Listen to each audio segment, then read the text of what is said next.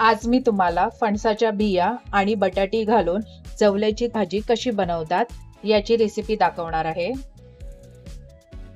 तेल गरम करून घेतलं, तेजपत्ता ऍड करते, बारीक चिरलेला कांदा, कांदा लालसर होईपर्यंत परतून घेत राहायचा।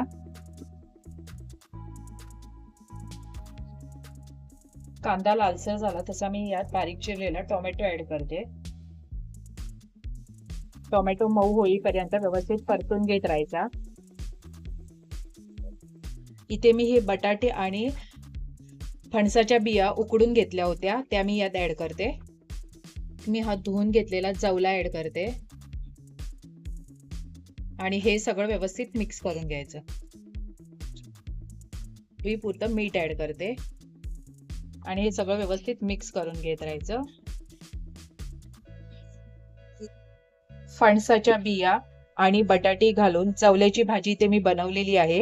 ही रेसिपी तुम्हाला कशी वाटली कमेंट्स मध्ये लिहून कळवा। Thanks for watching.